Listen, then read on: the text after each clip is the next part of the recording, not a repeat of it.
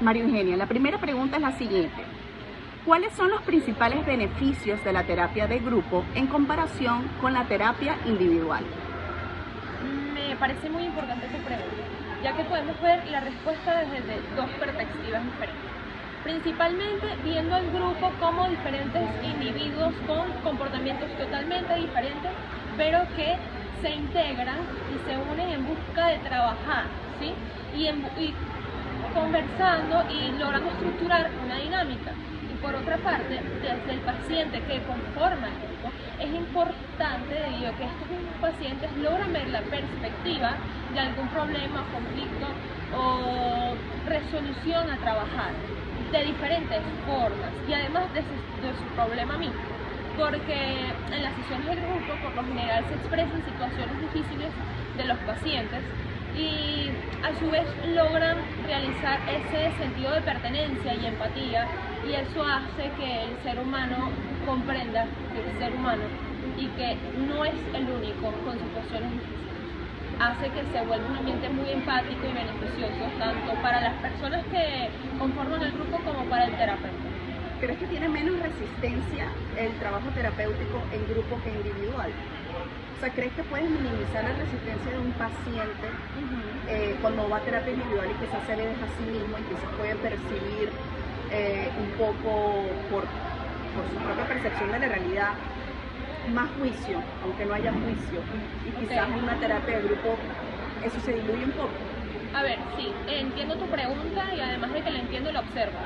Porque si bien es cierto, el paciente cuando asiste a consulta de forma privada viene de alguna u otra forma preparado. Aunque la resistencia se puede presentar, es manejable y es mucho más fácil de aceptar y comprender por lo general por el paciente. Ahora, en una sesión de grupo, ¿qué sucede? Si son sesiones, va dependiendo del tiempo de interacción que ha tenido el grupo. Cuando son diferentes personas que constituyen el proceso terapéutico, lograr encontrar esa forma de lograr expresarse, de lograr dejar a un lado esa resistencia es mucho más difícil, porque no es un solo juicio, son muchos, y entendiéndose más que todo por la influencia que socialmente se presenta, ¿no? De que el paciente tiene miedo a ser juzgado, de que no es lo mismo que yo esté hablando con un psicólogo a solas, a diferencia de que estén muchas otras personas y muchos otros individuos. Por eso te digo que la pregunta que me haces al principio es importante, porque en estos procesos de grupo el paciente por lo general se sorprende al notar que los demás tienen empatía y al notar que los demás también presentan situaciones difíciles y similares a la del mismo. Excelente. Siguiente pregunta. ¿Qué técnicas o enfoques suelen ser más efectivos en la psicología grupal de acuerdo a su experiencia? Excelente pregunta. He tenido muchas experiencias con respecto a grupos y considero que las técnicas y el enfoque se va a seleccionar en base a las necesidades que el mismo grupo presenta. Por eso es importante el establecimiento de rapport con el grupo durante por lo menos 2 o 3 sesiones. El enfoque integrativo me parece fundamental porque es un enfoque que logra englobar diferentes técnicas desde diferentes enfoques. Entre ellos el cognitivo-conductual es fundamental y el enfoque humanista a su vez también. Desde otra perspectiva también el psicodrama es increíblemente mágico por la intervención terapéutica que te permite brindar. Desde el enfoque cognitivo-conductual considero que las técnicas de reestructuración cognitiva, el diálogo socrático y mayéutica son fundamentales para cualquier intervención que se realice en el grupo. La creatividad y expresión es una técnica que también es muy eficaz en las sesiones grupales, ya que permite que se realicen subgrupos dentro de la sesión grupal donde se expresa alguna situación, alguna idea a nivel un poco más artístico, ¿no? Y el cambio de roles es importante porque además es algo que usamos en el psicodrama y que simplemente es mágico debido a la tele, debido a las situaciones que se puede vivir, que se puede interpretar la situación, y eso permite que el paciente viva esas situaciones, que las recree, que las piense y que además el público observe y logre empatizar con sí mismo. Creo que es importante todas estas técnicas y todos estos enfoques, a pesar de las individualidades que se puedan presentar en la psicología.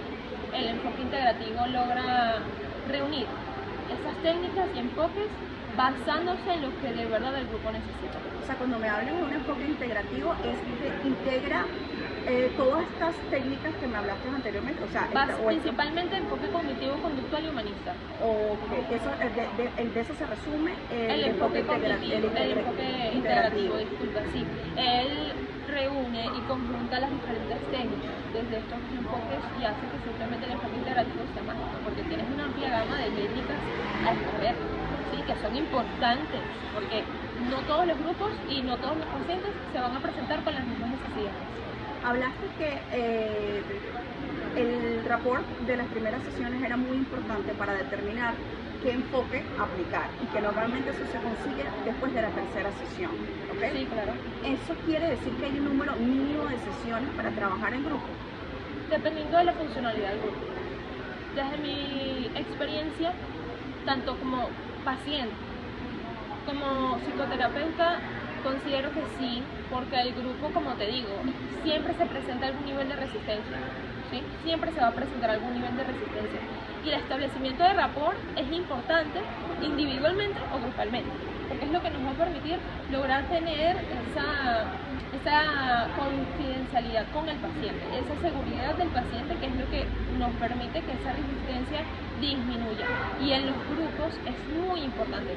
No es tanto cuántas sesiones pueda durar, es que el terapéutica logre observar si en realidad ese rapport se está realizando y en realidad cuáles son esas necesidades del grupo, ¿sí? ¿Qué es lo que necesita el grupo y por dónde o qué técnicas y estrategias utilizar para llegar al mismo? Perfecto, gracias. Siguiente pregunta. ¿Cómo manejar los conflictos e interacciones negativas entre miembros del grupo? Además de importante, interesante la pregunta, porque sí sucede que dentro del grupo existen sujetos, por lo general cuando el grupo ya tiene experiencias previas, ¿no? Que tienden a tener conflictos o intercambio de ideas diferentes, ¿no? Entonces, ese intercambio de ideas, ese intercambio de juicios, llega a que quizás el grupo, como lo se nota, tiene diferentes subgrupos, dependiendo de cada rol, porque todos los grupos tienen un rol, es importante identificar eso. Y estos conflictos miden esos roles, o de alguna forma realizan esos conflictos. Algo muy interesante, ¿cómo medir? Es importante lograr cambiar esa estructura con la que el grupo viene. Estrategias y técnicas que dirijan a esas personas que tienen conflictos a realizar actividades juntos. Algo muy importante. ¿Cómo se realiza esto? Se aplica una estrategia que conlleve a que existan 5 grupos de 5 donde se va a trabajar expresión y creatividad. Imagínate que tienen que hacer un mapa mental y en el mapa mental tienen que describir sus metas, etcétera, etcétera. Imagínate que siempre cuando tú dices vamos a crear grupos, por lo general los subgrupos se van a unir. Siempre vas a ver las mismas personas. Una estrategia increíble para esto es vamos a dividir. Y los que creían que van a estar juntos ahora van a estar con otras personas. Así puedes observar el comportamiento de ellos y las personas que suelen tener estos conflictos se logran ver como, wow, ¿sabes? Estoy interactuando con mi conflicto. Y ahí podrás ver cómo funcionan y en base a eso qué otras estrategias aplicar, ¿sí? De fomentar esto, ¿sí? Porque así sucede. Y además de esto es importante y lo he observado mucho en las sesiones grupales, cómo después de aplicar el programa, finalizando las sesiones, las personas que continuamente tenían conflictos o diferencias de opiniones e ideas, al final se integran y hasta expresan, porque en el grupo públicamente, las diferencias que tenían antiguamente y que han logrado observar una diferencia y otra perspectiva de lo que tienen esas personas, porque acuérdate que los conflictos siempre son perspectivas, y siempre hay perspectivas diferentes, siempre va a haber una perspectiva diferente y eso es lo que he podido notar de las sesiones grupales, que esas perspectivas cambian, pero estas estrategias son fundamentales porque necesitamos que esos pacientes que tienen conflictos interactúen y puedan observar que son mucho más allá que un conflicto. Normalmente cuando vas a trabajar con un grupo, tú no eliges a las personas que están dentro del grupo, ¿correcto? O dependiendo de cuál es tu objetivo. Si tu objetivo es la investigación y tienes que cumplir algún criterio de muestra, ¿sí? Pero si es un proceso terapéutico de psicodrama donde quieres seleccionar personas que quieran participar al psicodrama como algo terapéutico, los pacientes van a llegar.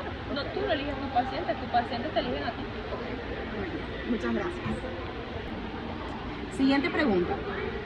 ¿Qué papel juega la cohesión grupal en la efectividad de la terapia y cómo se puede fomentar? Chévere.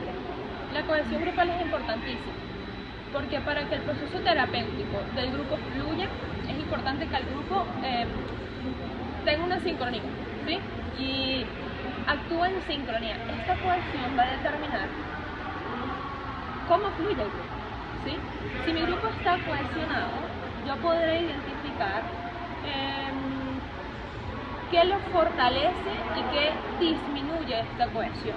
Por ejemplo, los conflictos de los que me conversabas en la pregunta anterior son importantes debido a que a través de la resolución de nuestros conflictos se refuerza la cohesión, es decir, el grupo se vuelve cada vez más unidos a través del tiempo. Es importante destacar lo siguiente: en cada sesión se va a ver progresos, pero recuerda que todos los procesos no son lineales, los procesos son disparejos, algunas veces lineales, todo dependiendo, ¿no? Porque no todos reaccionan al proceso de forma igual y no todos se adaptan a él de forma igual. Pero es importante destacar eso, que esta cohesión va dependiendo de las estrategias y técnicas que apliques y de conocer en realidad al grupo con el que estás trabajando. Por eso te digo que es importante conocer las necesidades, porque cuando conoces el grupo sabes qué necesidades y qué técnicas y estrategias aplicar en busca de esa cohesión, que es importantísima para que el mismo proceso terapéutico sea exitoso, porque es la que va a definir la respuesta del propio grupo terapéutico ante la terapia. Ok, gracias. Siguiente pregunta. ¿Podrías compartir algún ejemplo de un caso exitoso que hayas tenido en terapias de grupo o sesiones de grupo? Sí. Y sí, por supuesto.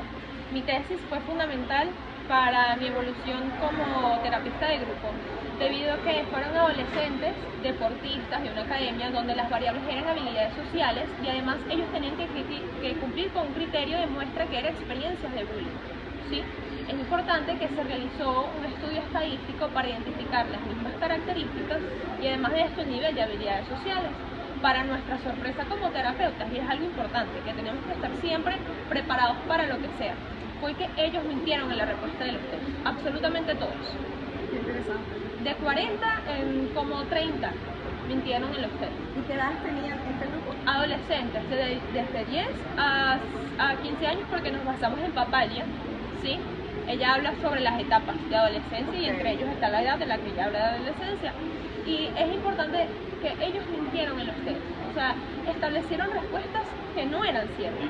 ¿Y eso lo determinaste analizando el test? Sí, te explico por qué.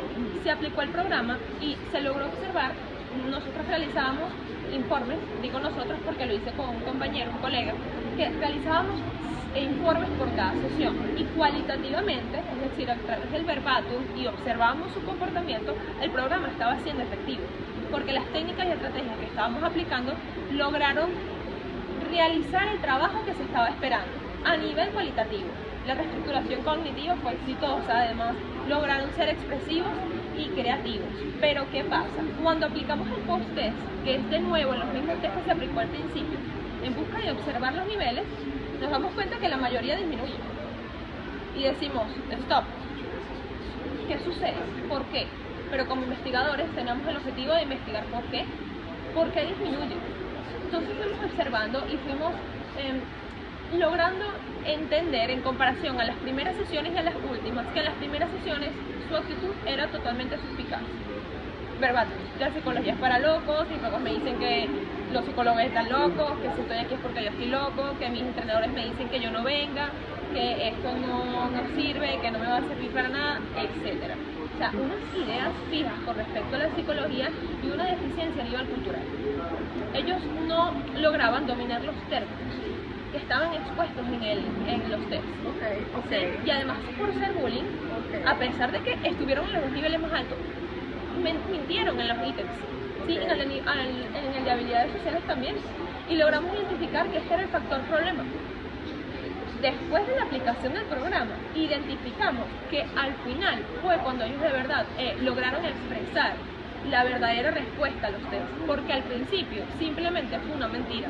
Entonces quedó la hipótesis de verdad si fue efectivo o no a nivel estadístico, no se sabe, porque en el primero fue una respuesta errónea. Claro. Para esto se tendría que volver a aplicar el instrumento y volver a realizar el trabajo de investigación. Pero nos quedamos con la idea de que cualitativamente sí fue efectivo, porque ellos expresaban cosas como antes ni siquiera sabían identificar sus emociones. Era importante como después lograron identificar cuál era el nombre de las mismas, lograron identificar y hablar acerca de situaciones personales, cosas que ellos estaban cerrados porque no lo hacían. A pesar de que tienen años conociéndose entre ellos, no se conocían como compañeros y luego agradecían lo mismo porque decían, ya conozco a mis compañeros. ¿Eran predominantemente de sexo masculino?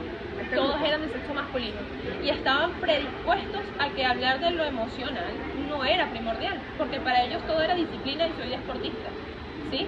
Y el bullying es normal, porque para ellos el bullying es normalizado, ¿sí? Entonces, luego de que ellos vieron una perspectiva de cómo se sentían luego de hablar y ver que sentían alivio, agradecían, siempre estaban muy agradecidos y decían, por fin me siento escuchado.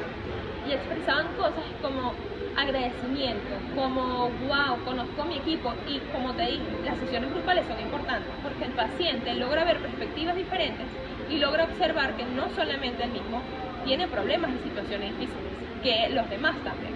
Logramos encontrar ese sentido de pertenencia y empatía en el grupo y fue algo que cualitativamente sí fue efectivo y fue nuestro resultado. Cuantitativamente no lo fue porque hubo contaminación en el test, pero cualitativamente sí, y nos quedamos con eso y fue increíble.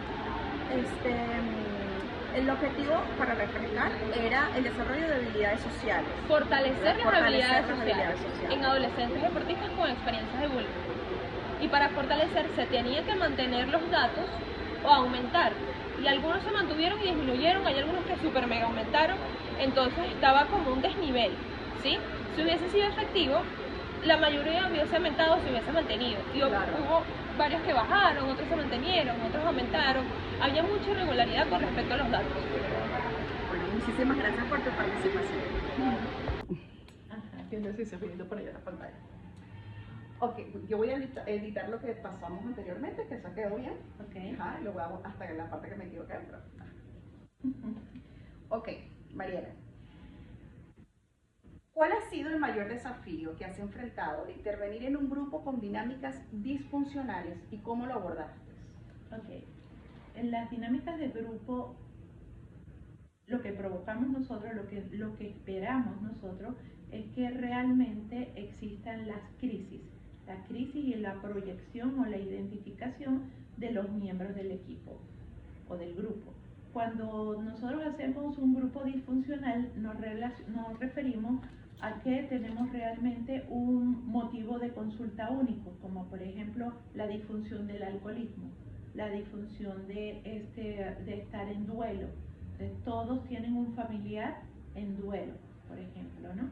Entonces podemos decir esto, bueno, las situaciones más críticas o las situaciones más, digamos que son más problemáticas o que son más retadoras para trabajar en un equipo es cuando alguien del equipo hace crisis dentro de la situación.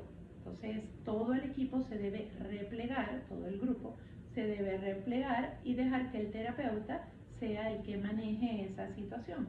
Y el terapeuta debe enfocarse en esa situación hasta que la persona entre a su calma, ¿ok? Entre a su calma. Eso puede durar mucho tiempo, eso puede hacer que los demás del grupo no sepan cómo actuar o intenten actuar e intervenir en el momento, pero no te pongas así. Estás queriendo ayudar. Exacto, o quédate quieta o cualquier cosa. Y es el terapeuta el que logra decir a las personas, sobre todo que están a los lados, a veces el terapeuta no es el que se levanta a atender, sino que utiliza a las personas en el grupo para atender la situación, como por ejemplo, imagínate que una persona entra en un llanto desmedido, parecido a una psicosis, por la muerte de un ser querido. Eso no se identifica con las otras personas, pero esa persona entró en crisis y abrió un proceso, lo llamamos nosotros. Como esa persona abrió un proceso, en ese momento ese proceso se debe cerrar. Entonces, eso es lo más retador. Quizás al principio, pero ahora tengo 34 años de graduada y ya, eso ya no es retador. ¿Qué se hace? Bueno, se busca la tranquilidad, se deja la expresión, que se le pregunta qué desea hacer.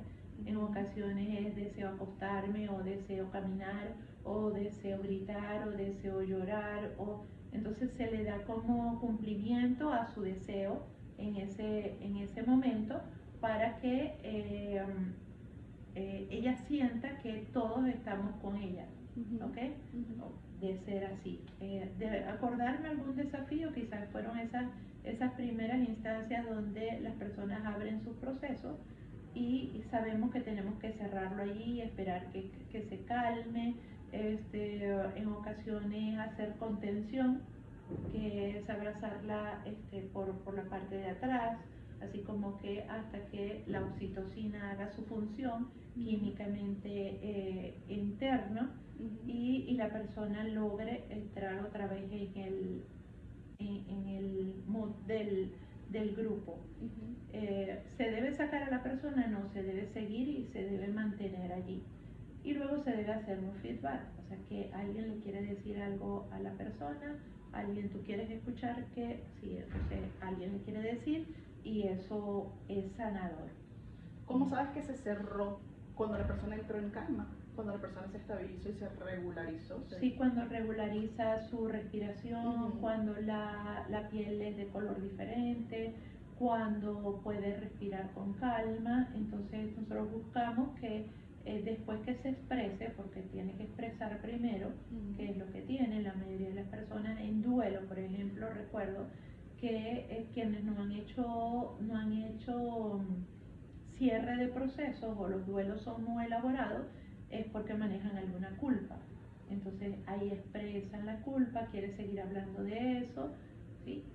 No se trabaja totalmente la culpa allí, o sea, no sé qué se escoge a una persona individual para trabajar la culpa, pero ya se identifica y le dice: es algo que vamos a trabajar. Claro. ¿Okay? Para no dejar abierto un proceso, una responsabilidad, el hecho de abrir procesos, ¿no? Y se abren los procesos cuando hay más de una persona en grupos juntos. Y hay veces que se prefiere continuar el proceso abierto con la persona de forma individual a grupal, o siempre se va a preferir continuar el proceso de forma grupal. Siempre el proceso se continúa en forma grupal para que el mismo grupo cierre el proceso de ella, porque el grupo puede quedar abierto. Ella quedó abierta y el grupo puede quedar abierto, así como, ay, que no le preguntaron esto, se cerró, o cualquier cosa, ¿verdad? Se cierra el grupo, se concluye lo que se vio, y se le da la seguridad de que se va a trabajar en forma individual si se identifica un manejo de culpa o algo, una situación como esa. Entendido. Voy para la siguiente pregunta. Sí, no pasa nada, lo puedes hacer. Ok. Desde tu experiencia, ¿qué elementos hacen que una dinámica grupal sea efectiva para el cambio y el crecimiento personal de los participantes? Una dinámica grupal es efectiva cuando una persona se lleva consigo algo que no traía. Ok. ¿Entendido? Un aprendizaje, o algo así. Sí, un aprendizaje, una idea de no lo había visto de esa forma, no soy la única que vivo esta situación. Entonces cuando verbalizan, yo no me había dado cuenta, yo creía que esto solamente me pasaba a mí, y que esto, bueno, cuando esa es una de las funciones de la dinámica, sobre todo dinámicas disfuncionales, es decir, las dinámicas que tienen un motivo de consulta igual todos, ¿ok? como por ejemplo muerte gestacional, Ujú, todo. ¿Cuándo es efectivo? Cuando se identifican con el grupo, ujú, cuando el grupo se identifica con el grupo, "Ah, a mí también me pasa, a mí también, o yo no lo había visto de esa forma". ¿Ok? Entonces, en el a mí también es una forma de adquirir empatía espontánea, ¿no? ujú, O sea, es como que alguien me entiende ujú, y uno deja que esa conversación fluya ujú, en ese momento, ¿no? ujú. Y también el terapeuta debe tener preparado y también tener la intuición de qué actividades puede hacer en un momento determinado si se lo amerita. Por ejemplo, ahora todos escriban en este papelito, los grupos, a mí me gusta hacerlo así, cuando hago reuniones grupales, que se las hago bastante con las familias también, en el centro de la mesa deben haber papeles, marcadores, de manera de que cualquier situación tomen un lápiz, un marcador y escriban allí lo que le quieran decir a fulano. ¿Okay? Ujú. Entonces le escribieron y ya se armó una serie de palabras para esa persona. Ok. O sea, que eso también depende de cuándo es eficaz, cuando la habilidad del terapeuta para utilizar la estrategia no planificada, pero es adecuada en un momento determinado, Ujú. cuando los personajes las personas del grupo se identifican con el otro y cuando se llevan un aprendizaje que no traían. Excelente. Muy interesante. La siguiente pregunta. ¿Cómo manejas la influencia de los roles dentro de un grupo para evitar que ciertas dinámicas impidan el proceso terapéutico? Cuando se identifica, sí, Ujú. cuando se identifica que alguna persona está enrolada o tiene un rol o tiene una identificación con otro, en mi concepto y lo que ha sido efectivo para mí es hacerle ver a esa persona que está proyectándose o está identificándose Ok. con esa situación. Uno, para que la persona se dé cuenta y Ujú. no lo esté manejando inconscientemente. Ujú. Y dos, para que contribuya con el proceso si es necesario. Entonces no hay nada de malo en que, no es nada de malo, sino que no hay nada extraño Ok. que unas personas logren identificarse con las otras personas. Ok. Si otra persona abre un proceso y estoy trabajando con persona X y abre un proceso B, yo debo terminar con X y voltearme a B. No puedo dejar que B, que está llorando, eso es un rol que se identificó y que se proyectó con lo que estaba viviendo, a B también hay que trabajarlo. Ok. Y hay situaciones donde todos están llorando, todos están movidos por el drama, por la situación que se vivió allí, porque le sucedió tienen tiempo trabajando y le sucedió a su compañera, o sea, todo lo que está pasando se trabaja en forma general. Ujú. Y entonces hacemos que ellos escriban sus sentimientos, que ellos hablen acerca de sus sentimientos, identifiquen qué fue lo que sintieron y el terapeuta concluye, hace una conclusión acerca de lo que observó, una conclusión diagnóstica, Ujú. como por ejemplo lo que sucedió acá es que ustedes sintieron, se pusieron en el lugar de ella, Ujú. todas son mujeres, vivieron la situación, un ejemplo, ¿no? Ujú. Vivieron una situación, se imaginaron que a ustedes les pudiera pasar y sintieron lo mismo que ella estaba sintiendo. Ujú. Porque si no hay esa aclaratoria diagnóstica, la persona puede salir de allí diciendo, ¿por qué a mí me dolió tanto eso? No entiendo por qué me dolió. Entonces, las dinámicas grupales tienen unas etapas y el cierre es lo más importante.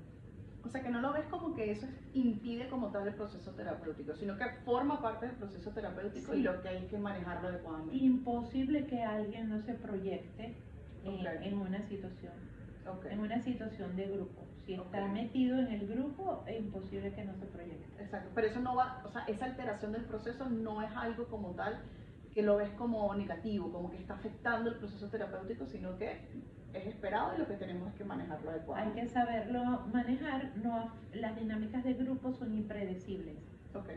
Entonces sabemos que Claro. entramos a una dinámica y lo que suceda en la dinámica debemos manejarlo y utilizarlo para bien. Por ejemplo, yo deseo que todas las personas que tengan un familiar, un duelo, un familiar en pérdida, entonces avancen hacia la aceptación. No puedo decir que allí que acepten, no, que avancen a la aceptación. Una dinámica de grupo que tuve justamente de esa situación, eran compañeros de trabajo, todos estaban en duelo por una sola persona, no que ellos tenían una situación de duelo, sino que un compañero de trabajo muy querido por ellos había fallecido, el departamento se había desmotivado muchísimo y había muy poca producción y no sabían cómo manejar. Entonces la empresa les contrata una terapia de manejo de duelo en sugerencia de su psicólogo y entonces hicimos todo un cierre, un proceso de cómo íbamos a cerrar eso.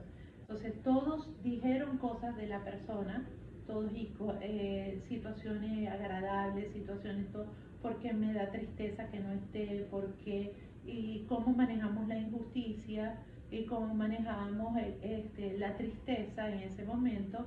Y el cierre fue el hecho de dónde íbamos a guardar todos esos sentimientos bonitos. Entonces, bueno, y eso lo decidieron ellos, uno no lo llega. Este es el cofre, ahí metan las cosas, no. O sea, el grupo decide dónde. ¿Dónde creen ustedes? Porque el terapeuta es un facilitador de proceso. Entonces, ¿dónde creen ustedes que podemos guardar y de qué forma podemos guardar todos esos sentimientos que acaban de decir ahorita, que son hermosos, que los vamos a utilizar cuando nosotros queramos y a saberlos guardar? Bueno, en un lugar de nuestro corazón. Entonces, ¿de qué forma? Bueno, para mí es como una gaveta, es un cofre, es algo donde yo voy a guardar allí todo. Está cerrado, mientras esté cerrado, no está el sentimiento vivo. Por supuesto que lo extrañamos y todo esto. Bueno, ahí hubo un cierre y todos cerraron de la misma forma. El departamento más productivo. Una empresa digna de trabajar allí, una empresa que se preocupa de esa forma, claro, obviamente están teniendo el efecto negativo que hay un bajo en la productividad, obviamente, pero tener el nivel de conciencia de reconocer que esto puede estar pasando y que tengo que intervenir oportunamente, ¿okay? Porque ante todo trabajamos con seres humanos. Claro, pero es que no le descalifico la empresa, pero no surge de la nada. Surge cuando la empresa tiene los procesos psicosociales claros. Entonces, los procesos psicosociales claros, eso quiere decir que yo tengo un departamento, el Departamento de Salud y Seguridad Laboral debe tener un programa y un programa de psicosociología, y tengo un departamento que está pendiente de lo que puede alterar emocionalmente a los trabajadores. Entonces, en ese momento hubo eso, había que intervenir.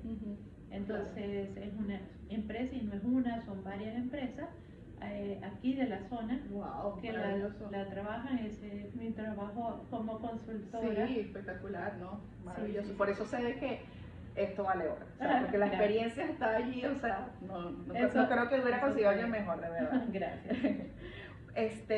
La siguiente pregunta: ¿qué técnicas o herramientas consideras más efectivas para fomentar la participación activa y la confianza dentro de un grupo en el que estás interviniendo?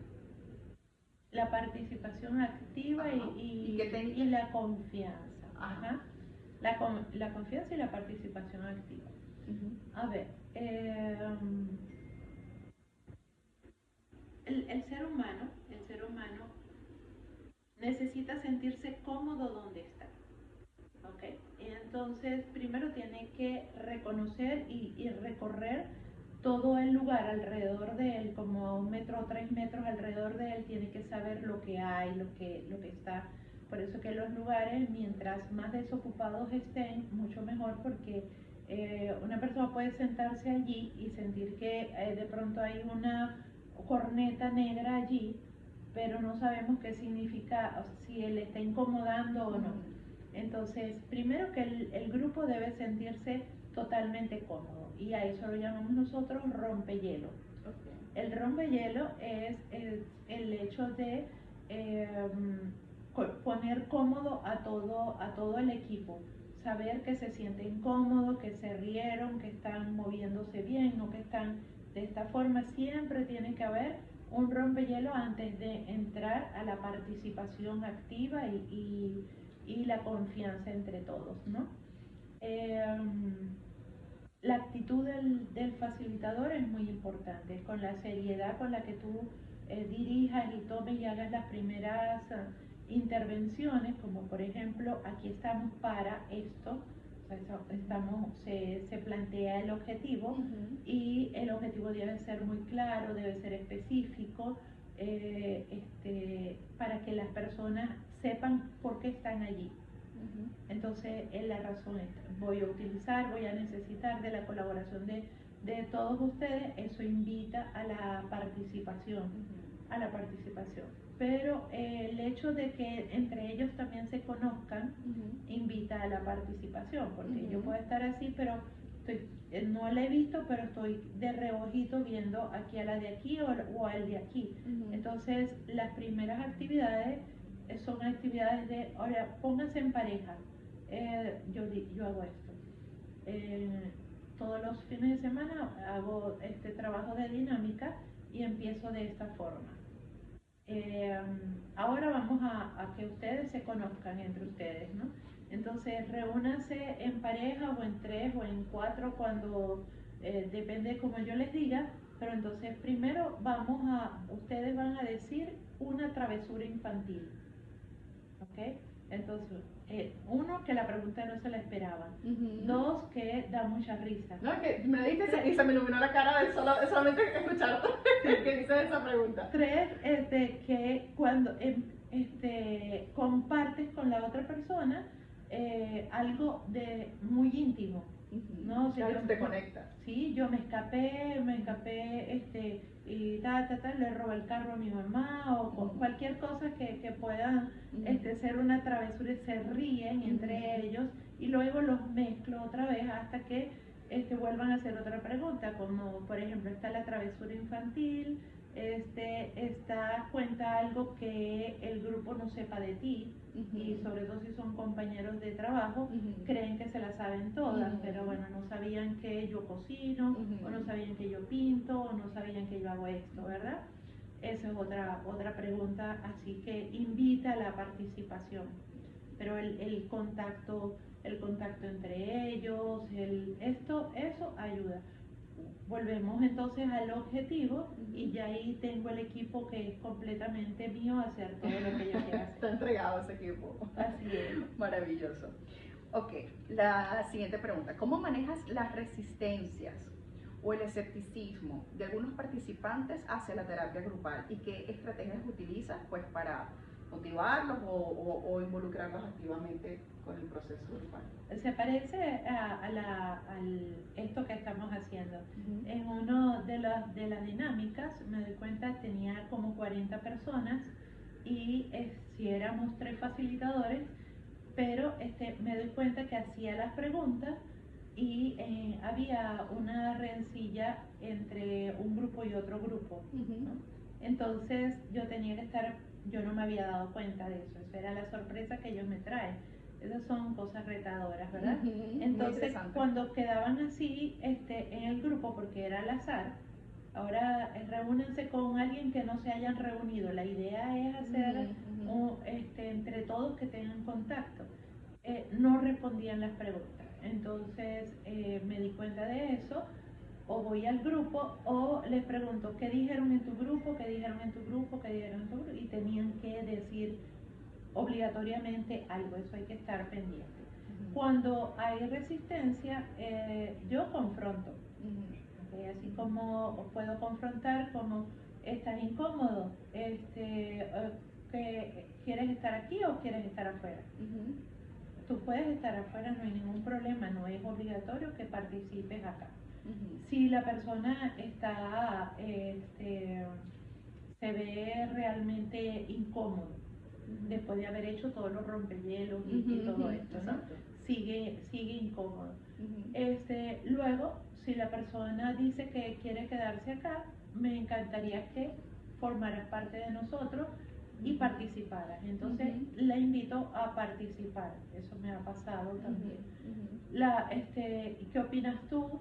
Y ahora tú, ayúdame tú a esto, ¿qué te Ujú. parece? Me enfoco más en ella, eso es Ujú. otra cosa. Ujú. O la ignoro completamente. Ujú. ¿Ok? Porque O sea, puede ser que quiera validación de atención allí. dependiendo, eso es como una intuición propia, Ujú. sí, ignorar a las personas. O he tenido grupos donde no me había dado cuenta que había personas, por ejemplo, autistas, Ujú. y Ujú. estábamos alrededor de una fogata haciendo una dinámica de valoración y agradecimiento Ujú. alrededor de la fogata, y esta persona, el círculo era así y esta persona estaba fuera del círculo. Ujú. Y yo siempre trato de que si es un círculo Ujú. y que no dejemos espacios abiertos. Ujú. Entonces la persona estaba fuera del círculo, ya sabía, o sea, ya me había dado cuenta después que esa es la razón de que no hacía contacto y todo esto. Es posible que ese sea un diagnóstico de autismo no diagnosticado, y tú debes dejarlo. No debes Claro. insistir, ni confrontarlo, ni ignorarlo. ¿Y cómo, qué te ayudó, o si es el instinto, la experiencia, obviamente que también te pues, suma muchísimo, a saber de que ese caso era la persona que puede tener un rasgo No, eso compatible con una persona autista o es rebeldía? ¿Cómo logras no, saber? cuando tienes 34 años de graduada, tienes un ojo clínico, un ojo clínico. Yo he visto personas que he ido a buscar al lobby a mi consulta, vienen así, como está, vienen frente de mí y ya yo sé lo que tienen. Por ejemplo, ¿no? Ujú. Por supuesto que chequeo, hago los test, descalifico esto, pero Claro. está la forma de caminar, la forma de actuar, la forma de mirar, la forma de, ¿sí? Y pues nadie lo ha identificado, pero tú sí, porque tienes un ojo clínico Claro. para eso, sobre todo para ese tipo de condiciones, ¿no? Ujú. Ujú. Otras no las vas a inventar, no sabes tú si hay un esquizoide, ¿vale? Pero también logras identificarlo. Ujú. Entonces, es el ojo clínico. Es el Maravilloso. ojo clínico el que te identifica la situación. No es para regalar el diagnóstico, pero sí para saber a quién vas a presionar, a quién vas a ignorar o a quién vas Exactamente. a involucrar. Ujú. Muy bien. Bueno, esta es la siguiente pregunta. En su opinión, ¿qué tipo de problemas intergrupales o personales inclusive son mejor ser abordados desde un enfoque grupal? O sea, por ejemplo, habrán problemas que tú dices, este tipo de problemas no me funciona mejorarlos a través de una terapia de grupo, sino individual. O sea, ¿qué problemas O son? viceversa. O viceversa. O sea, ¿qué Ajá. problemas son mejores o los más comunes que son mejores ser abordados de forma grupal? Sí, definitivamente. Yo no puedo atender a alcohólicos, por ejemplo, solo a nivel individual, porque las dinámicas grupales estadísticamente y científicamente han mostrado muchísima más efectividad, Ujú. ¿no? Entonces sí, la persona necesita un trabajo individual, pero necesito enviarla a una comunidad. Como por ejemplo Alcohólicos Anónimos, que Sí. tema es caso exitoso porque es un programa que... Sí, y porque lo que ellos aprenden y viven en la comunidad es algo que no lo puedo dar aquí. Y si Exacto. lo veo aquí, trato de hacerlo. Si tengo 3 o 5 pacientes parecidos, los agrupo. Si tengo yo 3 personas, los invito a hacer algo. De divorciados también he atendido, por ejemplo, familias separadas, como para ver cómo manejan las situaciones. Mira, entonces está el alcoholismo, están las drogas, las adicciones, podemos decir. Todas las adicciones es muy bien sabido que se maneja efectivamente a nivel grupal. A nivel grupal. Estoy improvisando esta pregunta, me inspiré en este momento, pero hay un caso que en una terapia individual, por ejemplo, te digan, es que tú no entiendes porque tú no lo has vivido, o porque piensas que no lo has vivido, porque hay personas que creen que es como el médico, no sé, este médico, por ejemplo, él no ha tenido cáncer, no tiene idea de por las cosas que yo estoy pasando. ¿Te ha sucedido algo así en las terapias individuales? Sí, sí, antes de tener hijos, que ya era psicólogo, y intentaba hacer una intervención familiar, me preguntaban siempre, ¿usted tiene hijos? O si no tenía pareja, entonces me preguntaba, le estoy hablando algo sexual, pero y yo le puedo hablar a usted de esto, ¿no? Entonces, claro, siempre hay esa actitud yo ahorita a esta edad ya deben saber que todo. Exacto. O sea, ya pueden hablarme de esto, de esto, de todo esto. está check. Sí, ya. Sí, claro, exacto. Pero claro, cuando está en grupo es más fácil conseguir a alguien porque tú te identifiques, que le está pasando exactamente por lo mismo. Pero en lo individual, lo adecuado, por ejemplo, ¿qué contesto yo? ¿Usted tiene hijos? Es muy importante para ti saber esa pregunta porque no tiene relevancia la utilidad de lo que te estoy diciendo si yo tengo hijos o no. Trato de no responderle la pregunta porque en lo individual él no tiene que hacer transferencias conmigo, contra transferencias, o sea, no debe hacer buscar la identificación conmigo. Y en los únicos lugares que sí la encuentra, incluso no es con el terapeuta grupal, sino con los comunes. O sea, los comunes, o sea, el único lugar donde encuentra identificación y empatía es encontrando que una persona dejó el alcohol o que una persona dejó la droga o que está viviendo su primera etapa de abstención y así. Ok, muy interesante. Ok, Venezuela es un país, aparentemente, según mi percepción, con pocas prácticas terapeutas grupales, en comparación, por ejemplo, con Estados Unidos, donde es fácil conseguir grupos de apoyo, por ejemplo, para lidiar con el duelo, las adicciones, etc. O sea, según mi percepción, en Estados Unidos lo vemos en las películas, por ejemplo. Es muy fácil conseguir un papelito en cualquier cartelera, ven, te invitamos a esta terapia grupal para el duelo, por ejemplo. No se ve fácilmente aquí en Venezuela. ¿Por qué crees que suceda eso? Uno, porque no tenemos cultura terapéutica. Entonces, la cultura terapéutica ayuda a esto. Si de repente habría que ver si Estados Unidos y Argentina, por ejemplo, que hay una cultura terapéutica. En Venezuela puede ser por la falta de cultura terapéutica. Sin embargo, cada vez más, o no sé si es porque estoy en el área y encuentro que está la comunidad de autistas, la comunidad de madres con autismo, y yo las conozco y yo remito a mis pacientes allá y son espectacularmente atendidos y tienen toda una dinámica, sea a cómo referir alcoholismo, a qué iglesia o qué lugar es donde lo están haciendo, por ejemplo. Cada vez más vemos eso. En las empresas es totalmente grupal. Claro.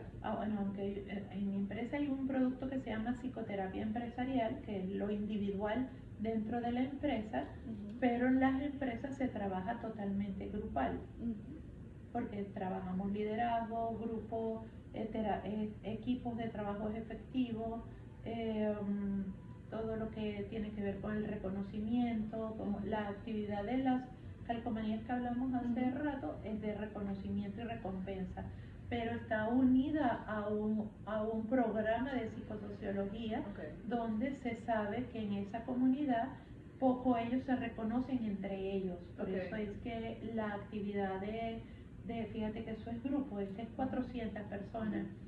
Entonces, la actividad del Día de los Enamorados, que no es recreación y ya, sino que satisface a un objetivo psicosocial, a un objetivo que estadísticamente está allí para utilizarlo. El 1 de mayo ya sabremos que vamos a aprovechar y trabajar con esto. Pero aquí ellos van a reconocer a sus compañeros con una cualidad, una palabra, tú eres para mí mi compañero más amistoso. Entonces te lo ganaste y cada quien se va a dar premios de esa forma. Muy bien. A nivel empresarial, ¿cuál es el objetivo más buscado cuando se pide la intervención de un especialista pues, en el manejo de grupo? ¿Qué es lo que más busca una empresa? La empresa busca motivar a sus trabajadores y nosotros los psicólogos le debemos explicar que no somos motivadores, nosotros, sino que es que los empleados pueden estar con falta de motivación por otras razones y tenemos que investigarlas. Esa es la psicosociología. Las empresas buscan resolver conflictos interpersonales entre los trabajadores. Las empresas buscan minimizar el chisme o el mobbing, que es el acoso laboral. No he escuchado que se termine. Ajá, es lo mismo que bullying, Ajá. pero bullying solamente se adjudica a los colegios. Okay. Y el mobbing, que es acoso laboral, es a las empresas. ¿Sí? Nosotros tuvimos bore-out y el bore-out es estar aburrido dentro de la empresa. Que faltaban funciones y tenían que tener a los trabajadores allí porque había que cumplir esto, pero no tenían nada que trabajar. Ese es el bore-out. Y el burnout es que es estar quemado en el trabajo. Esas son las funciones nuestras como psicólogo. En todo caso es minimizar las enfermedades psicosociales, que es el estrés, la fatiga, que es el burnout y el mobbing. Y los trastornos de sueño no orgánicos. Significa que son trastornos del sueño. ¿Por qué? Porque si hay turnicidad, claro, la empresa tiene que estar atenta a eso. Pero la empresa no busca eso. Pero el psicólogo consultor debe orientar a las empresas que eso es lo que es la forma que deben hacer para buscar evitar eso, para que sus trabajadores estén motivados, sean fieles, tengan sentido de pertenencia, tengan liderazgo, trabajen en equipo. ¿Ves? Ok, entendido. Ajá. ¿Cómo reconocer a un grupo no saludable? ¿Cuáles son sus síntomas? O sea, por ejemplo, si sabes que estás lidiando con una empresa, ¿verdad? Estás tratando con ese grupo, pero ¿cómo sabes que ese grupo... Sí, el grupo no saludable es un grupo poco participativo, es un grupo no integrado, no integrado, no está metido en el proceso. Pero un grupo no saludable es un grupo que aprovecha la situación de grupo para hacer quedar mal a otra persona internamente. Eso pudiera ser un grupo no saludable. Otro grupo no saludable, no con la mala intención que estas personas puedan tener, es darnos cuenta, los terapeutas, que por ejemplo colocaste a personas que tienen un duelo, un ejemplo, pero se te coló un esquizoide. Eso no es saludable, porque el esquizoide está hablando de una forma muy distorsionada y no está aportando nada al grupo.